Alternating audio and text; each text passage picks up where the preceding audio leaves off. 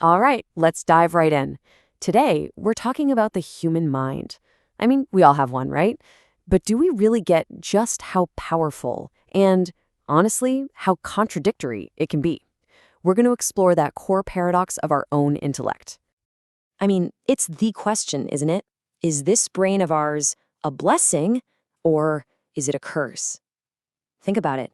This thing in our heads has let us do incredible stuff, write symphonies, walk on the moon, cure diseases, but it's also the very same source of our deepest anxieties, our worst conflicts, and some seriously self-destructive behavior. That right there, that's the human paradox. No other animal seems to have this problem. We're the only ones who seem to be at war with ourselves. We build these amazing civilizations, and then we invent new ways to tear them all down. We can be so incredibly kind, and then turn around and be unspeakably cruel. The source material we're digging into today argues this isn't some bug in the system. Nope, this internal battle is actually a built-in feature of our intelligence. Okay, so how do we even begin to untangle this mess? We need a map, a model, right? A way to look at our own consciousness that helps make sense of all the chaos inside. And that is exactly what our source gives us, a framework to really understand the inner workings of our own minds. But before we get into the concepts, let's just take a quick look at the hardware. This is the physical brain. And that big, wrinkly outer part, the cerebrum, that's where all the high-level stuff happens. Our consciousness, our thoughts, our language. You could say this is the biological stage where our whole inner drama plays out. All right, here we go. This is the core idea from our source. Instead of thinking of your mind as just one thing, imagine it's actually 3 different systems all running at the same time.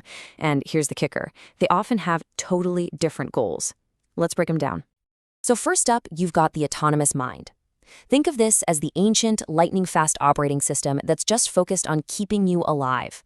You don't have to tell yourself to breathe, right? Or to make your heart beat. It handles all that, plus your gut instincts like fight or flight. It's all about pure, raw survival, and it works instantly, right here, right now. Then there's the aware mind. This is the you that you're most familiar with. It's your conscious self. It's the part that's studying for a test, or trying to decide what to get for lunch, or figuring out how to act at a party. It's a lot slower, more deliberate. It thinks things through, It's looking at the past and the future, not just what's happening this very second. And last but not least, we've got the philosophical mind. Now, this is our highest, most abstract level of thinking. It is by far the slowest of the 3, but wow, it tackles the biggest questions out there. What's fair? What does it mean to be a good person? It's the part of you that thinks about humanity, the planet, and our place in the whole universe. So when you lay it all out like this, you really start to see the trade-offs, right? Your autonomous mind is instantaneous, but it's only focused on survival. Your philosophical mind can think about the entire cosmos, but man, is it slow. And stuck right in the middle is the aware mind, just trying to get through the day. This clash, this difference in speed and focus, that's the root of our internal conflict. And this is so crucial. These 3 minds are in a constant tug of war. For example, your autonomous mind sees that slice of cake and screams, "Energy, survival, eat it now." Your aware mind is like, "Whoa, hold on. What about that diet plan for the week?" And then your philosophical mind might chime in, thinking about the ethics of the global food industry. See? This constant negotiation inside your own head, that's what it means to be human. And this internal battle, it leads to some wildly different outcomes. I mean, look at this. On one hand, our amazing intellect has given us so much. Plentiful food, it's abolished slavery, it's made us, believe it or not, a more gentle species overall. But that exact same intellect created nuclear weapons, totalitarian governments, and has pushed our planet right to the edge. It is the ultimate double-edged sword. Which, of course, brings us to the most important question of all. If this is just how we're built, if we're stuck with this conflicted 3-part mind, what are we supposed to do about it? Are we just along for the ride, or can we actually grab the steering wheel? I love this quote from the source material. The genie of intelligence is out of the bottle. The only way we can control it is to use it more, not less. Think about that. We can't go back. We can't just decide to be less intelligent. The only way to manage the dangerous parts of our mind is to apply an even smarter, even wiser part of our mind to the problem. And this, right here, is where the hope comes in. It turns out our brains, especially the prefrontal cortex, which is home base for that high-level thinking, are incredibly plastic. That means they can be rewired, retrained, and strengthened. So our philosophical mind isn't just our most powerful tool, it's also the one that we have the most control over shaping and improving. Okay, so if the answer is to strengthen our philosophical minds, the next logical question is how? How do we actually do that? Let's get into the practical side of things and see what we can do to put this into action.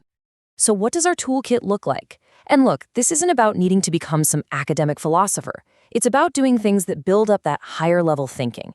Education gives you new ways to see the world. Freedom, the freedom to think, to discuss, to share ideas, is absolutely essential. Things like meditation and mindfulness have been shown to literally strengthen the prefrontal cortex. And even simple things like exercise, reading, and listening to music or creating art, they all fire up that upper brain and boost your creative thinking. And at the end of the day, that's the goal. The idea isn't to get rid of the other two minds. We absolutely need them to survive and get through life. The point is to have a strong, wise, philosophical mind that can be the captain of the ship. It can help calm the fears of the autonomous mind, it can give a sense of purpose to the daily grind of the aware mind, and it can create a real sense of balance and harmony inside. So, we end up right back where we started, but hopefully with a whole new way of looking at it. The power inside your mind is enormous. It can create wonders and it can create nightmares. So the source material leaves us with this final, really critical question to ponder. Your intellect has enormous power. How will you use it?